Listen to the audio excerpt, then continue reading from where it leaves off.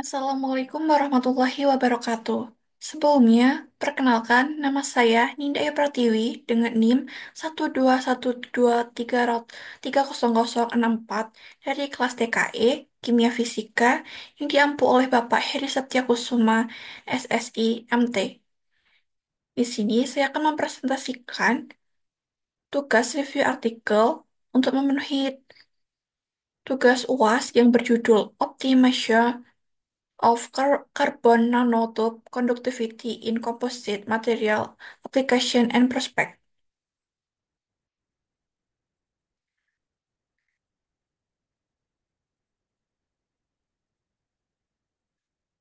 Unsur karbon adalah elemen kimia dengan simbol C dan nomor atom 6. Jenis unsur ini diklasifikasikan sebagai non-logam yang berada di dalam grup 14 dari tabel periodik. Karbon memiliki sifat yang unik karena kemampuannya untuk membentuk berbagai macam senyawa kimia. Karbon adalah unsur tunggal dalam tabel periodik. Ia dapat mengikat dirinya sendiri atau atom-atom lain tanpa mengeluarkan banyak energi. Fundamental untuk dunia yang hidup, karbon telah lama diketahui ada dalam tiga bentuk alotropik, yaitu grafit, berlian, dan karbon amorf. Setelah Perang Dunia Kedua, di pertengahan abad akhir, kemajuan luar biasa dalam ilmu karbon menyebabkan temuan-temuan yang tak terduga dan menarik.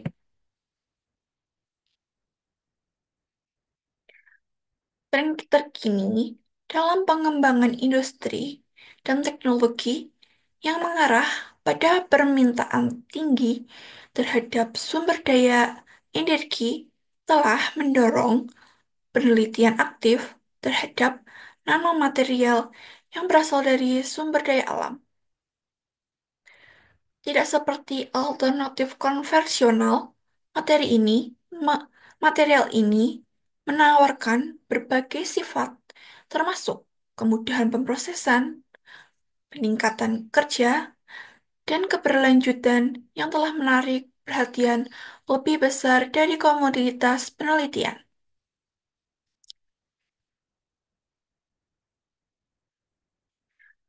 Nanomaterial adalah bahan atau material yang memiliki ukuran sangat kecil, biasanya antara 1 hingga 100 nanometer. Ukuran sekecil ini memberikan sifat unik yang berbeda jauh dari bahan dalam ukuran normal. Bayangkan membandingkan sebuah bola sepak dengan sebuah atom. Perbedaan ukurannya begitu signifikan. Nah,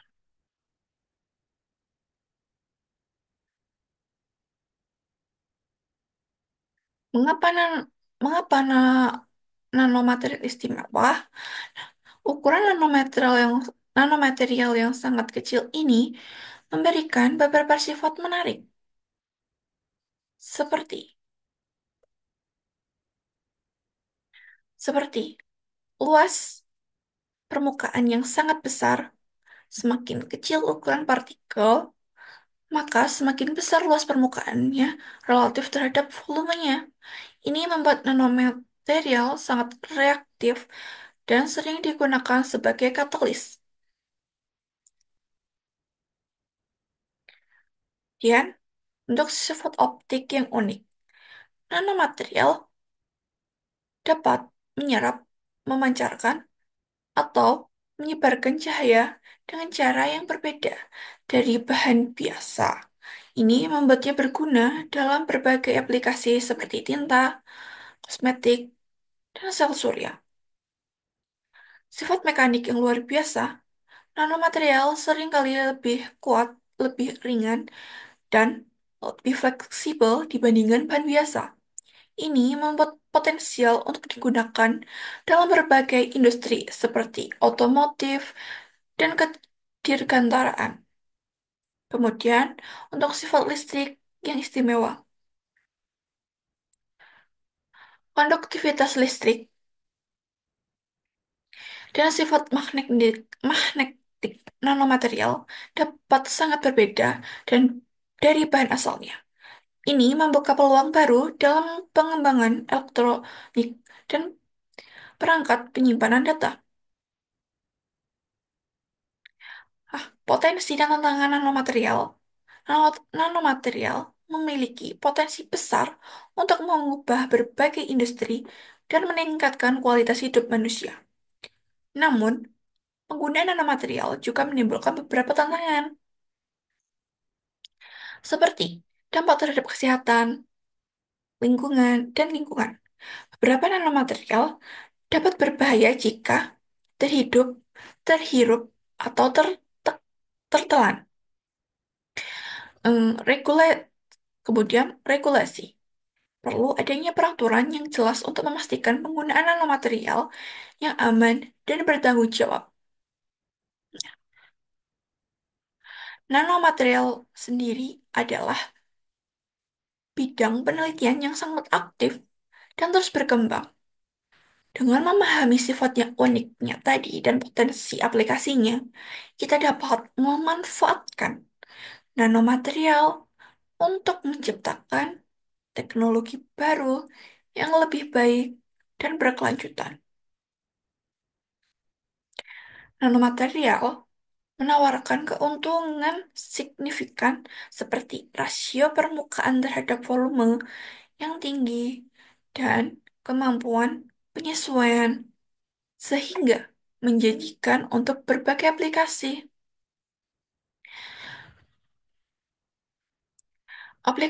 Aplikasi potensial dalam elektronik, manajemen thermal, material listrik thermal, konversi fototermal, dan sensor, dan lain-lain.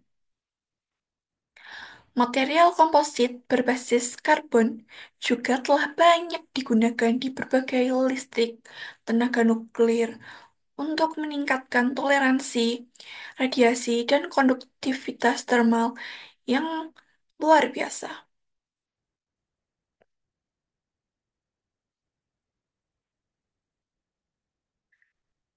Bentuk khusus karbon itu ada berupa berlian grafit, fullerena, nanotop karbon, berdinding tunggal,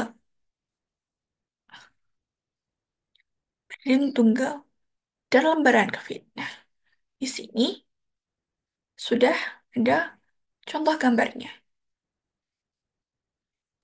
Seperti tadi ada yang A merupakan berlian, B merupakan grafit, yang C adalah fullerene, dan C adalah karbon nanotop single, yang ke E adalah nanokarbon double, dan terakhir adalah lembaran grafit.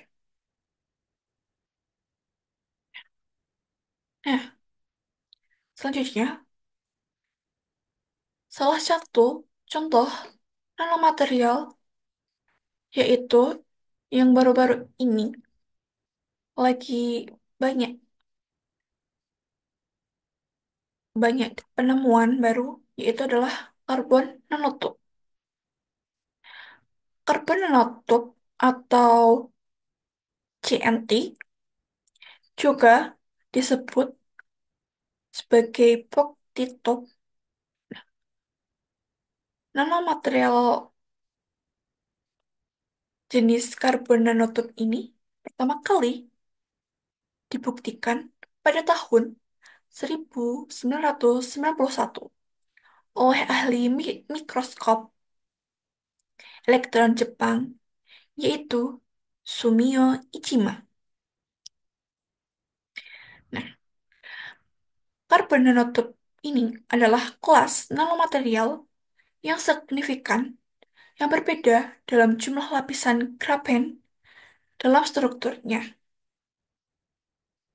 Nanotub karbon merupakan tabung sangat kecil yang terbuat dari lembaran grafit atau karbon yang digulung menjadi tabung silinder dengan diameter skala nano dan panjang rentang nano atau mikrometer. Jelas jauh lebih kecil dari lebar rambut manusia. Mereka menunjukkan susunan atom. Mereka menunjukkan susunan atom karbon yang teratur, baik yang dihubungkan melalui ikatan sp2, yang menjadikannya serat paling kaku dan kuat. Nah, keunggulannya ini dibandingkan nanomaterial material lain terletak pada kombinasi unik dari sifat listrik, magnetik, optik, mekanik, dan kimia yang menawarkan janji yang sangat besar untuk berbagai aplikasi. Struktur linier ini menentukan kekuatan mekanik nanotub yang sangat tinggi, sedangkan konduktivitas listriknya sangat bergantung pada diameter dan heliksitas yang merupakan sudut antara rantai atom yang paling padat dan sumbu silinder. Di sisi lain, karbon nanotube atau CMT yang merupakan turunan dari bahan nanokarbon memiliki ikatan karbon-karbon kovalen yang kuat di sepanjang sumbu struktur tubular. Satu struktur tubular satu di regulernya yang memberikan kekuatan ultra tinggi hingga 1 TPa dan kekuatan tariknya mendekati 100 kPa. Sedangkan kemampuan hibridisasi sp2 memberi mereka sifat listrik yang menarik. Kombinasi kepadatan rendah dan sifat mekanik, listrik, dan thermal yang luar biasa ini memberikan CNT atau carbon nanotube peluang dan fungsionalitas.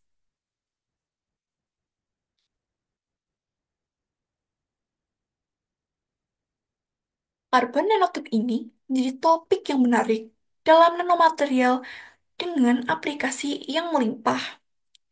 Karbon nanotube memiliki sifat kimia, listrik, mekanik yang unik dengan modulus elastisitas yang sangat tinggi, yaitu pada rentang 320 sampai 1470 GPa melalui mikroskopi gaya atom. Karbon, nanotube ini mempunyai densitas 1,40 gram per sentimeter pangkat 3 lebih kecil dari aluminium, yaitu 2,7 gram per sentimeter kubik. Selain itu, karbon nanotube memiliki sifat fis- fisikokimia yang menarik seperti yang tadi sudah dijelaskan, yaitu konduktivitas termal dan listrik dengan kemampuan untuk menyerap intensitas optik, fotoluminesensi, menghasilkan sinyal Raman yang besar, pos permukaan yang tinggi, serta bobot yang sangat ringan.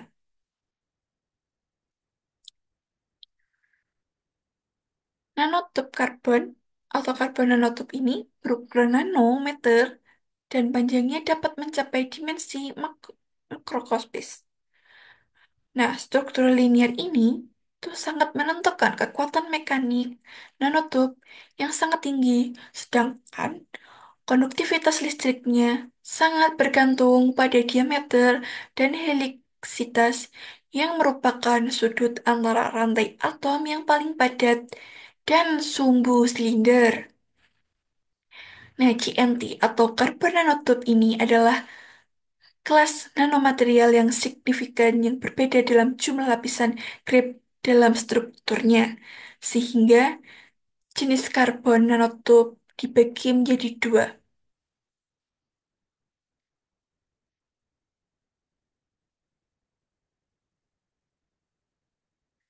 Nah,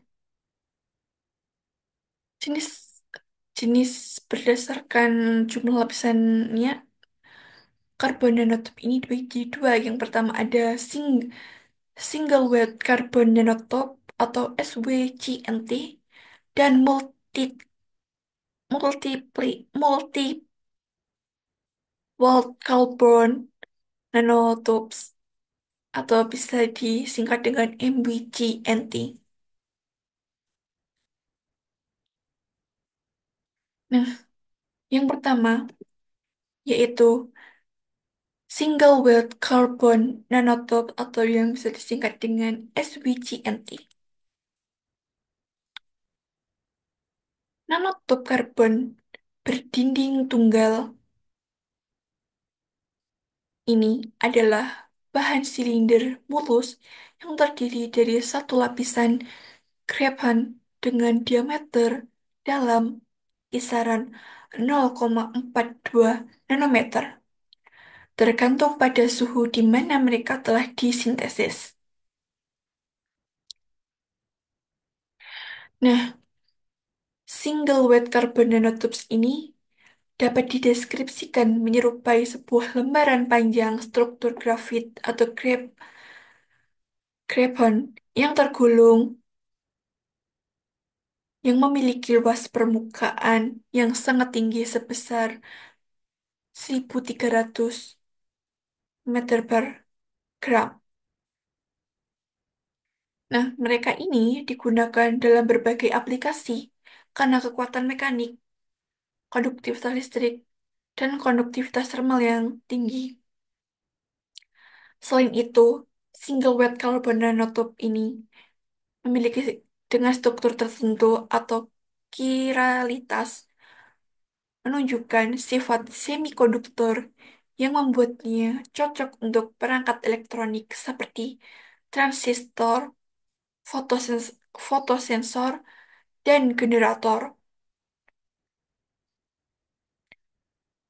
generator termoelektrik. Ya, biasanya SBCNT atau Single Weld Carbon Nanotube ini digunakan dalam perangkat elektronik disusun dalam film yang terdiri dari banyak bandel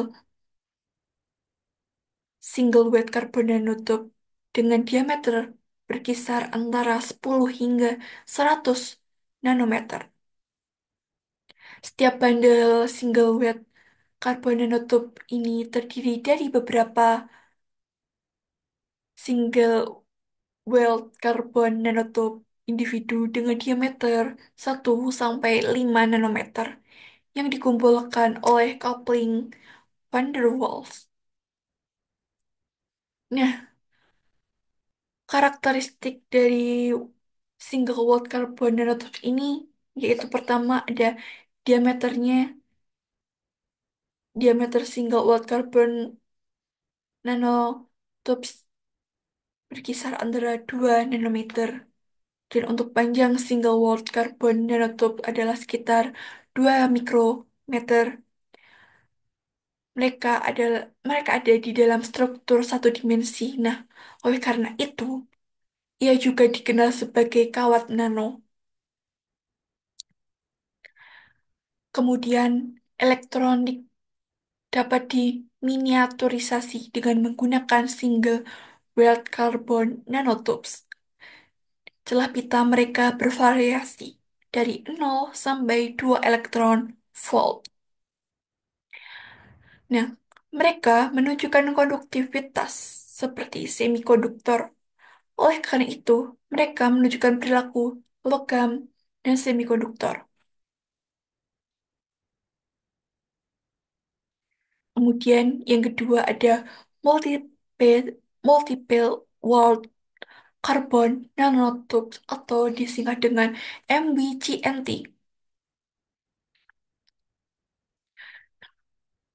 Terdiri dari banyak lembaran atau lapisan karbon nanotubes.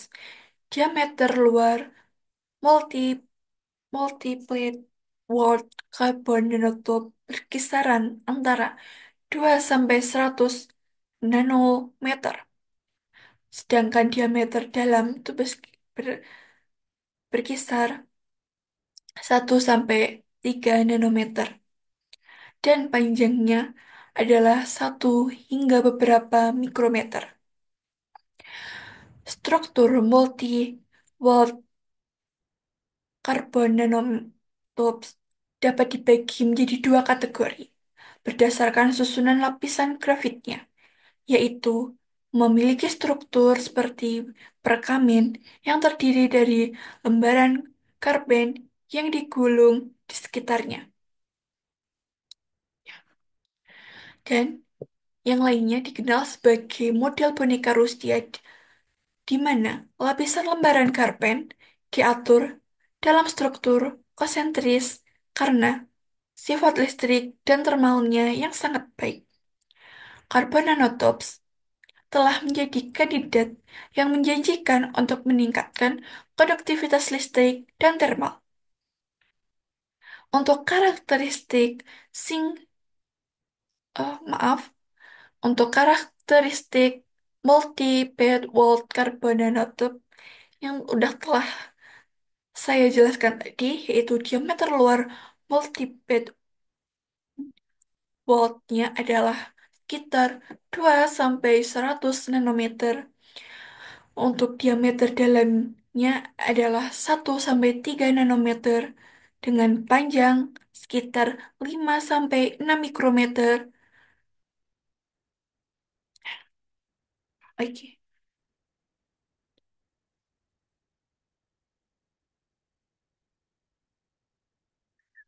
Kemudian di sini kita akan membahas sifat-sifat dari karbon nanotube.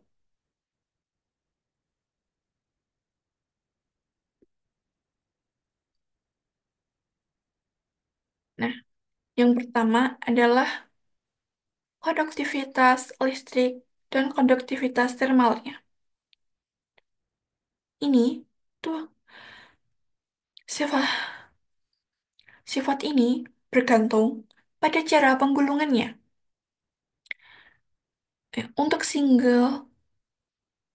Untuk SWCNT atau single walled carbon nanotubes ini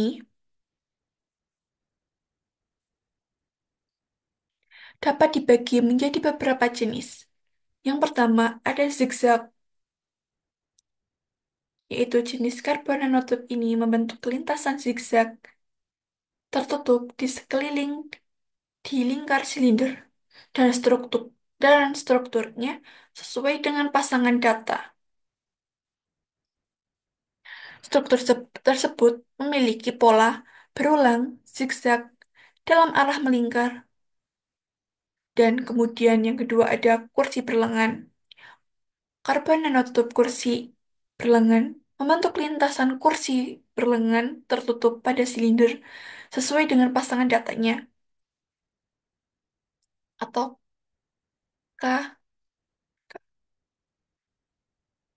atom-atom dalam jenis struktur ini tersusun seperti lengan kursi berlengan dengan setiap unit berulang didistribusikan secara simetris.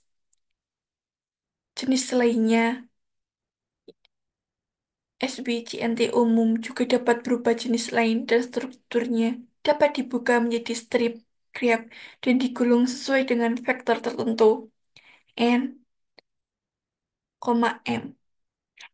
Struktur tersebut dapat menunjukkan fitur geometris dan sifat fisik yang berbeda. Untuk M, bisa dilihat di vektornya untuk M sama dengan N. Ini akan menunjukkan ujungnya akan datar.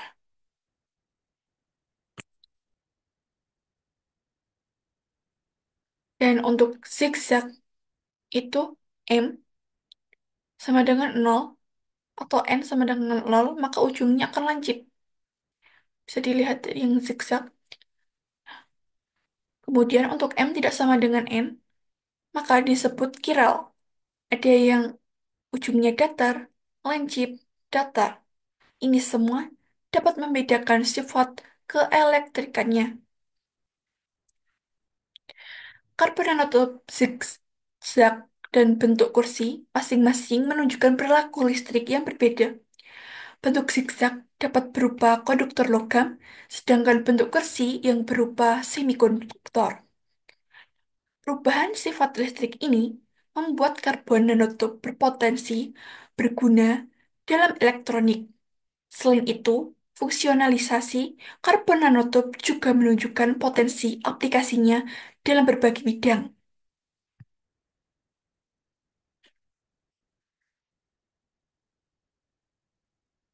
Sifat keelektrikan yang dimiliki oleh karbon nanotub ditentukan tadi oleh struktur yang dimiliki.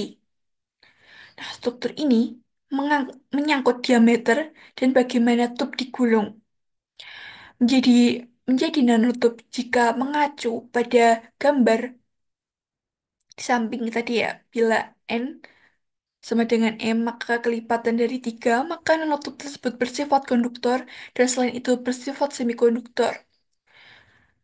Ketika nanotub bersifat sebagai konduktor, nanotub memiliki konduktivitas yang sangat tinggi. Diperkirakan pada saat nanotub bersifat sebagai konduktor, maka ia mempunyai konduktivitas listrik sebesar 1 miliar ampere per 1 cm3 persegi. Nah, hal ini tidak mungkin terjadi pada bahan tembaga karena akan terjadi panas yang dapat melelehkan tembaga. Pada, nan- pada nanotub tidak akan terjadi panas yang tinggi karena hambatan yang rendah. Hal ini yang kemudian nanotub diberi sebutan ballistic conduction. Nanotub memiliki kemampuan untuk mentransmisikan 6.000 W per M per K di suhu ruangan. Pada tembaga hanya 385 W per M per K.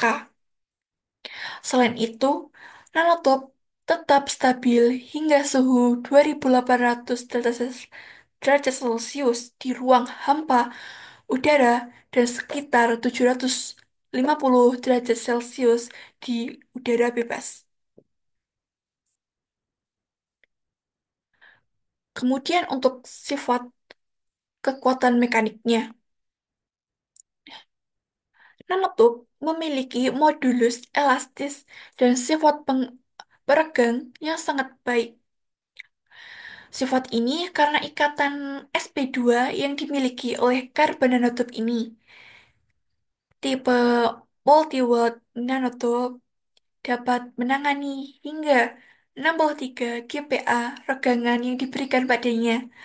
Pada baja karbon terbaik saat ini hanya mampu menahan peregangan hingga 1,2 GPa. Sedangkan modulus elastiknya dimiliki oleh nanotub dapat mencapai 1 TPa. Saat ini telah diketahui pula nanotub memiliki kekuatan hingga 48.462 kN kali M per kg dibandingkan baja karbon terbaik hanya 154 kN kali M per kg.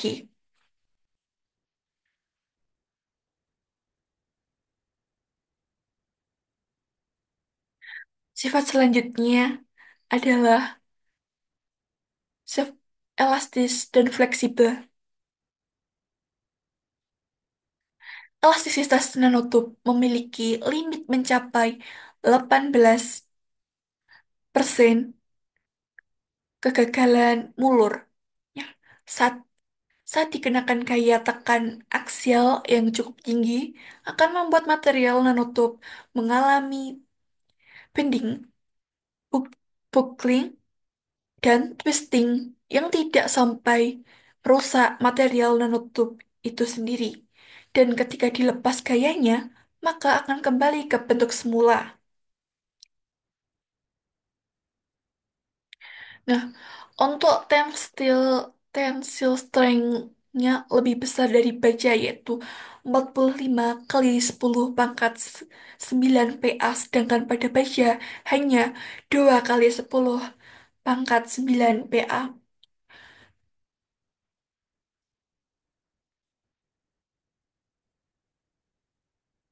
Kemudian, beberapa metode dikembangkan untuk menghasilkan nanotube karbon dengan kualitas yang unggul. Di antaranya ada electric as discharge, laser ablation, and catalytic chemical vapor deposition atau bisa disingkat dengan CFD. Nah, aplikasi CNT dalam industri memerlukan produksi CNT dalam skala besar sehingga sangat diharapkan CNT dapat diproduksi dengan biaya murah. Nah, cara pembuatan pertama yang paling umum itu ada satu metode penaraan elektroda atau arch discharge. Dalam teknik ini, uap karbon dihasilkan oleh lecutan listrik di antara dua elektroda eh, karbon yang sudah dilapisin katalis logam seperti besi maupun nikel. Ya, dengan pengaturan tekanan dan katalis secara hati-hati akan diperoleh karbon nanotub ber- berdinding tunggal maupun yang berdinding banyak.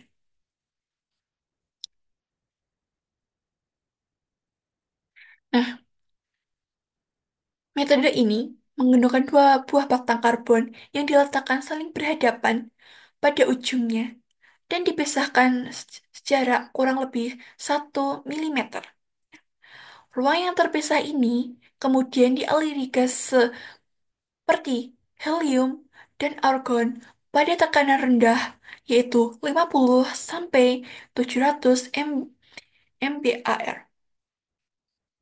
Kemudian, arus listrik sebesar 50 sampai 100 ampere dan tegangan 20 volt diberikan sehingga menciptakan perubahan suhu yang tinggi di antara ujung elektroda sehingga akan terjadi penguapan di ujung batang tersebut. Kemudian, proses ini akan dilanjutkan dengan pembentukan lapisan oleh uap dari penguapan batang tersebut pada ujung batang lainnya.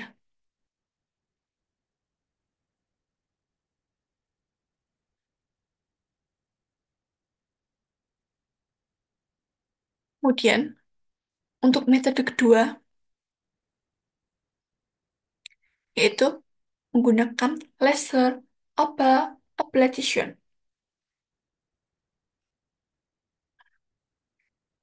Metode ini menggunakan laser untuk menguapkan grafit pada suhu 1200 derajat Celcius. Ruangan tempat berlangsungnya proses ini akan diisi dengan gas helium atau argon dan dijaga dijaga tetap pada tekanan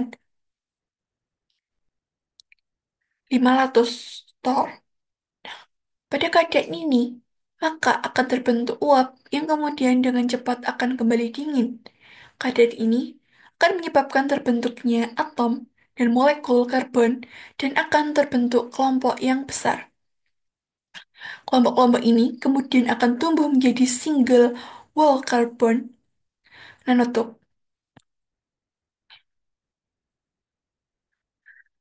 Laser berdaya tinggi ini digunakan untuk menguapkan target pada suhu tinggi. Target yang digunakan itu berbahan grafit menggunakan inner gas helium ya, argon yang bertekanan dalam MBR dalam MBR sebesar 650.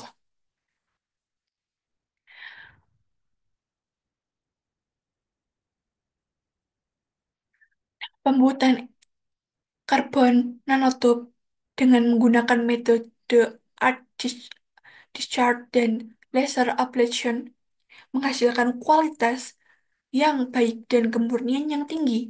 Namun, memerlukan biaya yang sangat besar dalam proses produksinya, sehingga tidak efektif untuk diproduksi dalam jumlah besar dalam skala industri.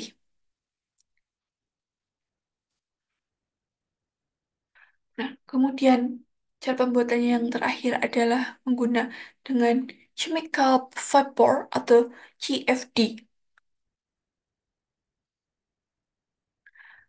Nah, metode CFD ini atau chemical vapor deposition, deposition, metode ini telah ada sejak 1959, namun baru dipakai pada tahun 1993 untuk proses pembentukan nanotub. Pada proses ini, karbon disiapkan dengan lapisan partikel logam katalis seperti nikel, kobalt, besi, atau kombinasinya, dan dikondisikan pada suhu sekitar 700 derajat Celcius.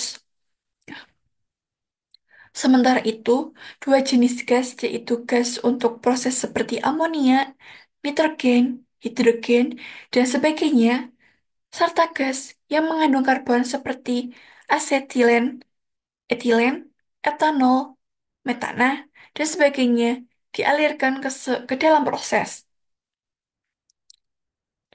Nah, dalam pembentukan nanotub karbon dengan metode chemical vapor deposition atau CFD, ini menggunakan katalis yang berperan penting, di antaranya mengkatalisasi proses dehidrogenisasi. Dari hasil beberapa penelitian, dilaporkan bahwa pembuatan CNT dengan menggunakan metode CFD dapat menghasilkan nanotub karbon dengan kualitas yang baik dan biaya produksi yang lebih murah dibandingkan dua metode tadi. Prinsip penumbuhan nanotub karbon dengan metode CFD adalah dekomposisi termal senyawa hidrokarbon dengan bantuan katalis partikel metal.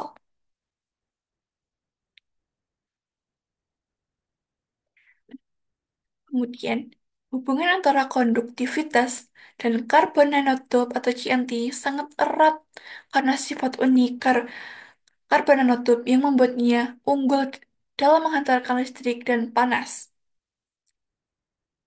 Nah, pertama, berdasarkan struktur atomiknya, CNT memiliki struktur berbasis graphene dengan ikatan karbon sp2 yang telah dijelaskan tadi. Struktur ini memungkinkan elektron bergerak bebas, memberikan konduktivitas listrik yang tinggi. Eh, karena susunan atom karbon yang bervariasi, single walled karbon nanotube ini memiliki tiga konfigurasi yang tadi telah dijelaskan, yaitu pertama ada kursi berlengan, zigzag, dan kiral. Bergantung pada susunan vektor kiral, SWCNT menunjukkan sifat elektronik yang luar biasa dan juga dapat digunakan sebagai semikonduktor. Kemudian itu hubungan konduktivitas karbon nanotube dilihat dari jenis CNT dan konduktivitas yang tadi udah dijelaskan tadi. Ada dua jenis karbon nanotube. Yang pertama ada single walled karbon nanotube dan multi walled karbon nanotube. Yang beberapa single walled karbon nanotube bersifat semikonduktor, sementara yang lain bersifat logam, tergantung pada geometri dan diameter tabungnya. Single word dengan sifat logam memiliki konduktivitas yang sangat tinggi. Kemudian, untuk multi-word karbon nanotube memiliki lapisan ganda atau lebih dengan interaksi antar lapisan yang dapat mengurangi konduktivitas listrik dibandingkan single watt karbon nanotube. Kemudian, faktor yang mempengaruhi konduktivitas terma- yang pertama untuk konduktivitas listrik dapat dipengaruhi oleh defek struktur, yaitu kehadiran cacat seperti vakansi atom atau cacat permukaan yang dapat mengurangi mobilitas elektron. Kemudian kemurnian CNT yang tidak CNT yang tidak murni atau mengandung logam katalis atau pengotor lain dapat mengurangi efisiensi konduktivitas. Kemudian orientasi dan jaringan CNT. Penyusunan CNT yang terdispensi baik atau paralel meningkatkan koneksi antar tabung dan mengoptimalkan jalur penghantaran elektron. Kemudian,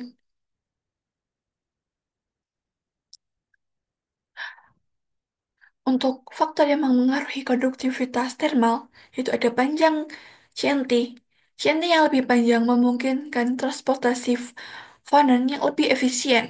Kemudian, ada defek struktur atau cacat pada CNT dapat memecah jalur transportasi fonon dan menurunkan konduktivitas thermal.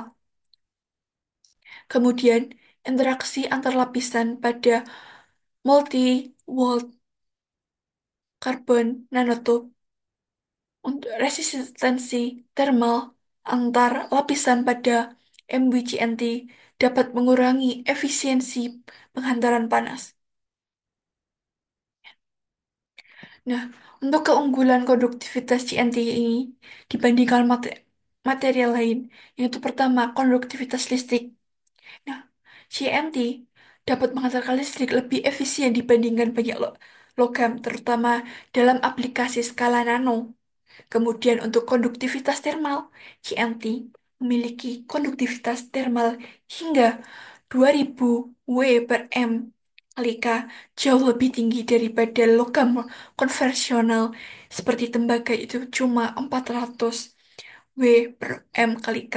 Kemudian CNT merupakan material yang sangat ringan dan kuat. Selain konduktif, CNT juga sangat ringan dan kuat.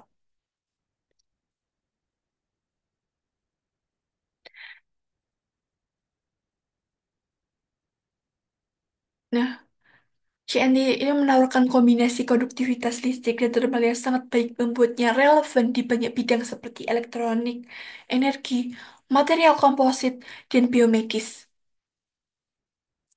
Di sini akan saya jelaskan aplikasi karbon nanotube. Melalui modifikasi kimia, berbagai gugus fungsi dapat ditambahkan ke permukaan karbon nanotube, sehingga mengubah sifat kimia dan mekanisnya. Karbon nanotube yang dimodifikasi ini dapat digunakan untuk memproduksi material komposit berkinerja tinggi, perangkat penyimpanan energi, superkapasitor, perangkat opteo- optoelektronik, dan peralatan biomedis. Di era sekarang, kebutuhan akan material pintar dan multiproses telah meningkat pesat yang menjadi hambatan bagi material tradisional. Komposit polimer merupakan alternatif yang baik, akan tetapi operasi multifungsi memerlukan semua sifat yang baik pada halaman yang sama, dan beberapa komposit fungsi individual masih memiliki keterbatasan. Komposit merupakan gabungan material yang berbeda berupa pengisi dan matriks dengan sifat yang unik tanpa kehilangan keunikan material penyusunnya dalam kombinasi tersebut. Nah, biasanya tiga jenis matrik polimer digunakan dalam pembuatan komposit polimer, yaitu polimer termoplastik, polimer thermosetting, dan elastomer. Pengisi merupakan material khusus yang sebagian besar digunakan untuk meningkatkan kekakuan dan kekuatan polimer. Di antaranya pengisi karbon, misalnya seperti karbon nanotube, dan grafena, secara efisien meningkatkan sifat yang diinginkan dalam matrik polimer.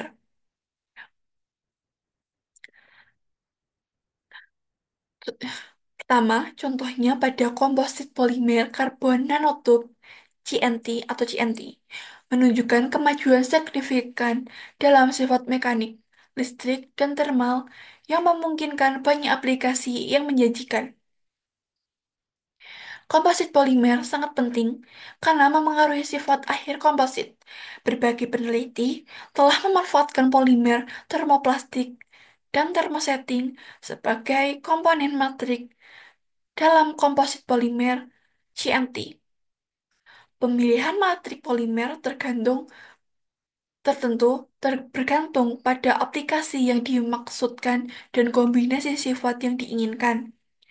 Dengan menambahkan CNT ke polimer ini, material yang dihasilkan menjadi lebih kuat, lebih keras, lebih tahan lama, dan meningkatkan konduktivitas thermal dan listrik.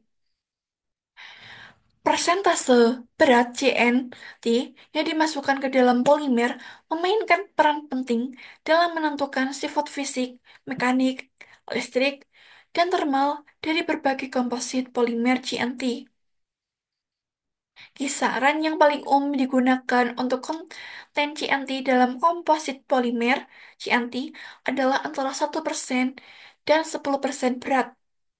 Konsentrasi CNT kurang dari 1% mungkin tidak berdampak signifikan pada sifat komposit dan konsentrasi lebih dari 10% dapat menyebabkan peningkatan biaya komposit dan membuatnya lebih sulit untuk mencapai dispensi CNT yang seragam. Pemuatan CNT yang optimal dan bervariasi secara signifikan berdasarkan matriks polimer, aplikasi, dan sifat yang diinginkan. Dapat dilihat pada gambar, pencampuran lelehan merupakan teknik yang umum digunakan dalam fabrikasi komposit polimer CNT.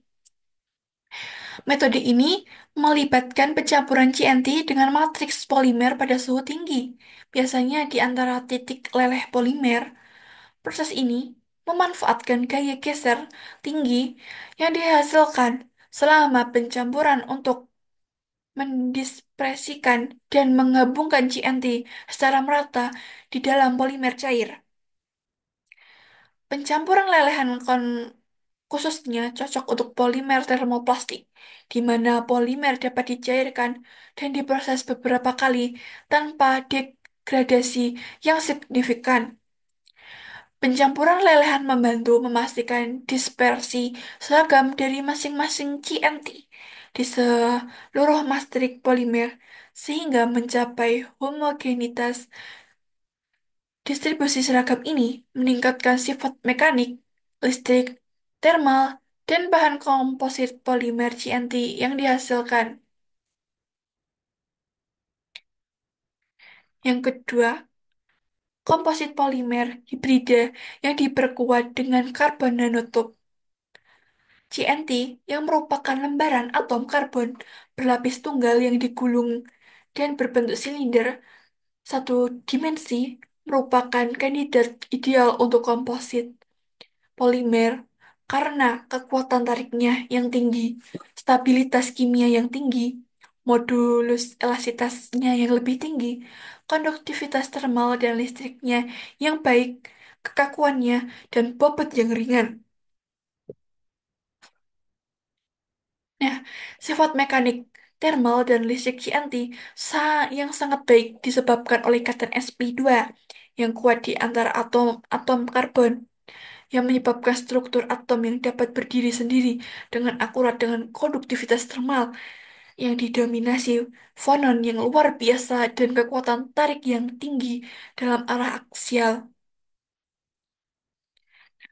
Ketika mempertimbangkan komposit polimer pengisi hibrida CNT yang melibatkan keberadaan beberapa pengisi di samping karbon nanotub dalam polimer, penting untuk memeriksa potensi keterbatasan biaya, skalabilitas, keamanan, dan tantangan regulasi yang ada, khususnya untuk jenis komposit ini. Karena biaya produksi CNT yang menye- penyertaan polimer dengan pengisi eksotis dapat meningkatkan biaya material secara signifikan. Dengan demikian, menyeimbangkan pengeluaran sangat penting untuk mencapai kombinasi pengisi kompleks berkinerja tinggi. Pada gambar menunjukkan fitur utama, keuntungan CNT sebagai pengisi hibrida dengan beberapa pengisi untuk menghasilkan komposit polimer dengan konfigurasi struktural yang sangat terhubung. Hasil karakterisasi mengungkapkan bahwa pada rasio aspek ultra tinggi 68 Wt%, komposit CNT yang selaras menunjukkan modulus Young yang lebih tinggi 36 GPa dengan konduktivitas termal yang ditingkatkan. Karena nanostruktur dan sifatnya yang luar biasa, CNT merupakan preko, prekursor yang ideal untuk polimer, logam atau paduan, dan komposit keramik. Produksi massal komposit dengan menggunakan pengisi primer, misalnya CNT, meningkat. Oleh karena itu, bahan pengisi sekunder diperkenalkan untuk mengurangi biaya. Saat ini, grafen oksida, silika karbon hitam, zinc oksida, nanoclay, karbon hitam konduktif, dan grafit digunakan sebagai pengisi sekunder untuk menghasilkan pengisi hibrida CNT. Karben memiliki sifat-sifat yang luar biasa, misalnya fleksibilitas, ringan, tahan api, konduktivitas listrik, dan thermal yang luar biasa, modulus, dan kekuatannya lebih tinggi. Kemudian ketiga, aplikasi karbon nanotub untuk resin epoksi yang diperkuat dengan karbon nanotub. Karbon nanotub, karben, dan turunannya telah menjadi penguat pilihan untuk nanokomposit berbasis resin epoksi karena sifat mekanik, termal, dan listriknya luar biasa.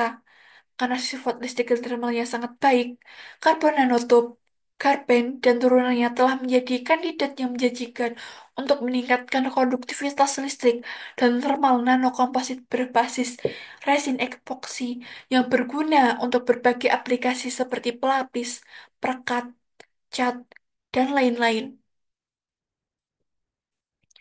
Kemudian, aplikasi dari komposit karbon nanotub ini yang pertama dalam dirgantara. Industri kedirgantaraan merancang, memproduksi, dan memelihara pesawat terbang, mesin, wahana antariksa, rudal, dan unit propulsi lainnya dalam skala besar dan karenanya membutuhkan material yang sangat kuat dan tahan lama. Karena pencetakannya yang lebih mudah, kekuatannya lebih besar, kekakuannya lebih kuat, dan bobotnya lebih ringan, komposit polimer CNT lebih disukai untuk aplikasi di kedirgantaraan. Nah, selama penerbangan, terdapat resiko sambaran petir yang cukup besar, dan berat pesawat juga meningkat secara signifikan karena penumpukan es di permukaan pesawat selama penerbangan jarak jauh yang menunjukkan bahwa sambaran petir dan penumpukan es pada pesawat selama penerbangan mengurangi efisiensi pesawat dan menyebabkan kecelakaan serius. Dengan demikian, komposit CNT atau polimer dengan konduktivitas termal tinggi digunakan untuk modifikasi permukaan pesawat guna mengatasi masalah penumpukan es dan mengurangi berat serta konsumsi bahan bakar.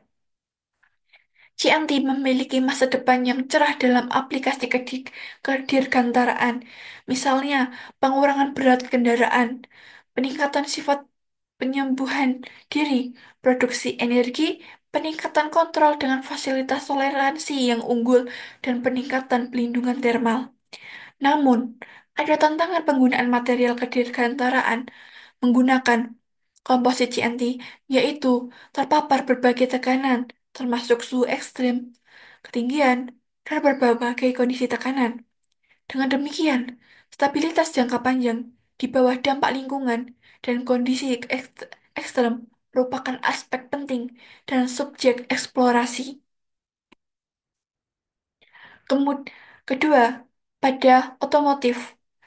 Industri otomotif tengah mencari kendaraan yang ringan, efisien, dengan desain dan skema warna yang inovatif yang mengarah ke komposit CNT atau polimer. Telah ditetapkan bahwa komposit polimer mengurangi sekitar 50% dari berat mobil dan penggunaan bahan bakar.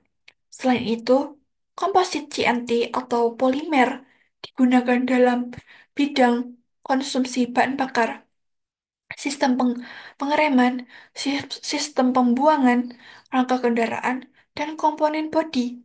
Diperkirakan bahwa kendaraan masa depan akan beroperasi melalui sel bahan bakar hidrogen. Sel bahan bakar hidrogen adalah sistem bahan bakar dengan hidrogen terkompresi terbarukan yang mengoperasikan kendaraan melalui konversi energi kimia menjadi energi listrik tanpa mengeluarkan gas CO2 yang berbahaya. Saat ini, komposit CNT digunakan untuk meningkatkan efisiensi sel bahan bakar hidrogen, dan ketersediaannya diharapkan segera tersedia di negara-negara berkembang. CNT bersifat fleksibel, anti korosi, lebih transparan, dan tidak mudah getas, sehingga menjadikan bahan pelapis yang cocok untuk permukaan mobil dibandingkan dengan indium tin oksid tradisional yang mahal.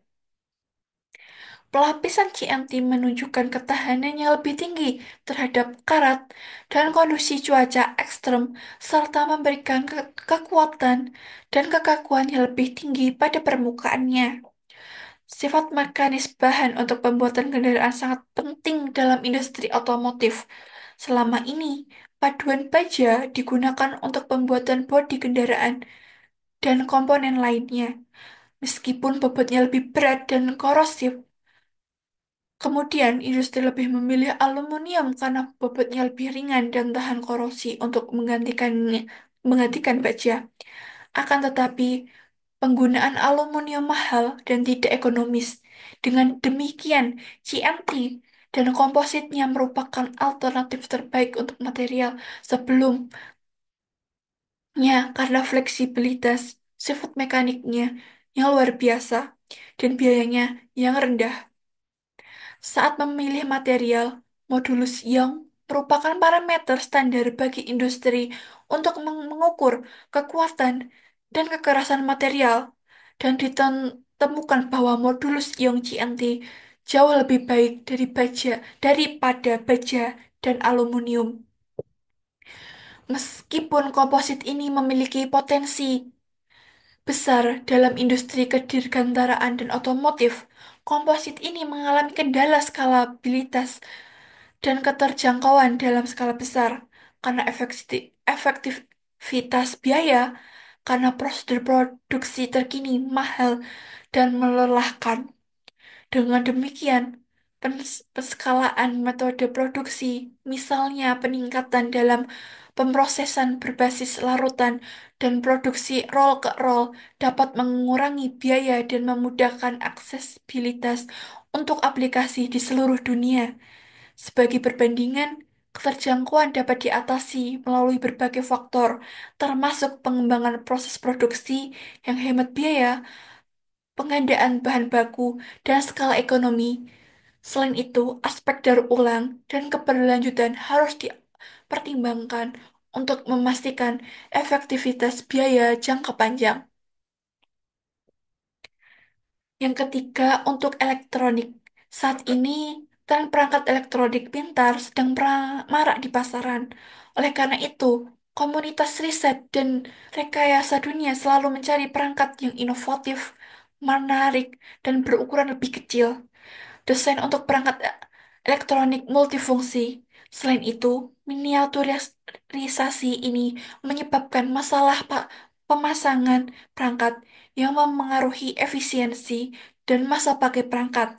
Jadi, ada kebutuhan untuk bahan multifungsi untuk mengurangi berat, biaya, dan ukuran perangkat, dan membangun desain yang menarik dengan pembuangan panas termal pada suatu waktu.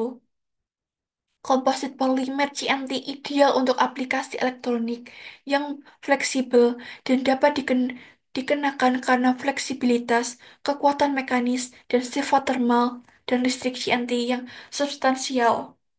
Yang keempat adalah untuk penyimpanan energi. Tingkat konsumsi energi meningkat dengan cepat dan sayangnya sumber produksi energi skala besar tidak ramah lingkungan yang menyebabkan perubahan iklim yang mengerikan. Oleh karena itu, ada kebutuhan untuk menyimpan energi hijau untuk mengurangi permintaan energi yang tinggi dan penghematan biaya untuk masa depan. Karena luas permukaan yang tinggi dan lis- listrik yang dioptimalkan dan sifat termal, CNT, dan komposit polimernya merupakan material yang menjanjikan untuk perangkat penyimpanan energi. Komposit single wall carbon nanotube disukai untuk di aplikasi fotovoltaik karena dapat menyerap cahaya dengan rentang panjang gelombang yang luas, yaitu cahaya tampak hingga inframerah, dan mengandung pembawa pembawa muatan elektron dan lubang. Dalam baterai, komposit polimer CNT digunakan sebagai material anoda atau katoda aktif karena konduktivitas listriknya yang lebih tinggi, sementara dalam sel surya mengurangi kebutuhan logam mulia yang secara tradisional digunakan sebagai katalis untuk meningkatkan kinerja sel bahan bakar. Kemudian prospek aplikasi di masa depan, karbon nanotube ini. Pencemaran lingkungan telah menjadi perhatian utama komunitas ilmiah di seluruh dunia dan penyediaan air bersih, makanan, dan energi terbarukan merupakan tantangan besar saat ini. Air merupakan sumber daya yang sangat penting yang dibutuhkan untuk mempertahankan dan mengembangkan kehidupan di planet bumi ini. Saat ini kita berada di era penghapusan polutan dan pengolahan air limbah telah berkembang di pendekatan opsional dan sukarela menjadi operasi multi-tahap penting yang diterapkan untuk meningkatkan kualitas air murni dan air yang dilepaskan ke lingkungan secara substansial. Selama beberapa dekade terakhir, metode pengolahan air limbah untuk menyediakan air bersih dan aman semakin dibutuhkan karena permintaan air bersih yang ketat dan berkembang pesat. Hal ini membuat pengurangan logam berat berbahaya dari limbah industri di bawah batas yang diizinkan secara efisien sebelum melepaskan ke ekosistem menjadi suatu keharusan. Untuk mengatasi masalah ini, penting untuk menemukan teknik pengolahan air yang sesuai dan berkelanjutan dengan biaya rendah, konsumsi energi lebih sedikit, dan efisiensi pembangunan yang tinggi. Proses adsorpsi dianggap sebagai pengganti yang menjanjikan untuk penghilangan logam berat beracun dari air limbah karena pengoperasiannya yang mudah, fleksibilitas, dan kemampuan tinggi untuk menghilangkan logam berat. Proses ini juga memiliki biaya awal yang rendah, desain, dan pengoperasian peralatan pengolahan yang relatif sederhana, dan menghasilkan lebih sedikit polutan sekunder. Selain itu, sebagian besar proses adsorpsi bersifat reversibel dan karena itu absorben dapat diregenerasi melalui proses adsorpsi yang tepat untuk berbagai penggunaan. Absorben ideal yang digunakan harus memiliki karakteristik Seperti satu, ramah lingkungan.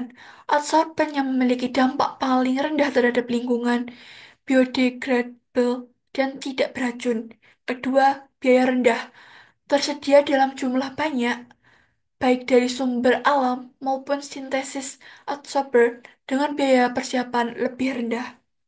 Ketiga, sifat adsorpsi yang memuaskan. Luas permukaan tinggi, struktur berpori, efisiensi adsorpsi tinggi, penghilangan polutan cepat, pemulihan polutan mudah dari absorben dapat digunakan kembali. Sangat selektif lingkungan, biodegradable, dan tidak beracun. Pemerintah akan material baru yang dapat mengatasi keterbatasan absorben konvensional telah menyebabkan peningkatan aplikasi bahaya berbasis karbon, misal karbon nanotube, karbon, dan kompositnya untuk menghilangkan polutan organik dan anorganik seperti adsorptif. Nah, bahan-bahan ini memiliki keunggulan sifat fisik dan kimia yang sangat baik dalam luas permukaan yang tinggi, sehingga menghasilkan kemampuan absorpsi yang baik.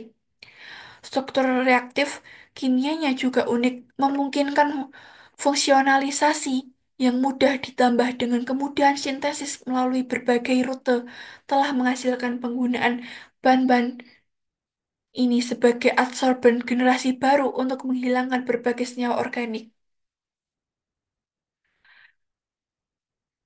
Berdasarkan sifat kimia, kontaminan, target, dan aplikasi yang dimaksudkan, berbagai gugus fungsional diperkenalkan pada permukaan CNT, di dinding, samping, dan di ujung untuk menghilangkan kontaminan lingkungan, terutama dari air limbah secara efektif.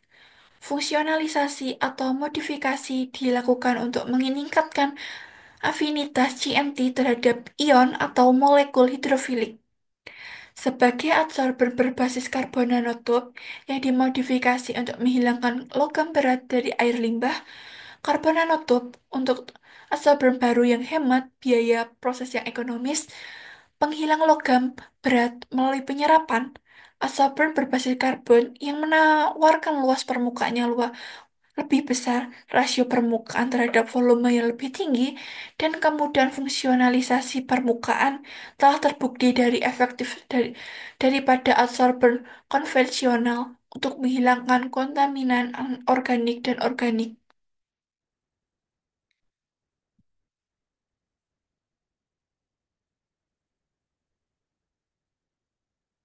Tantangan pada aplikasi CNT.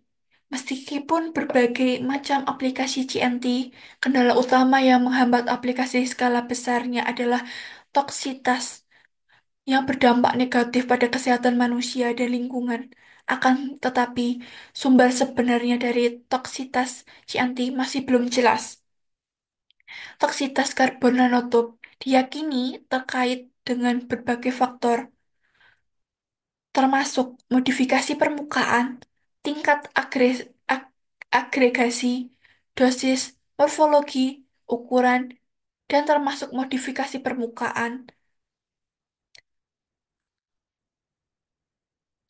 dan panjang.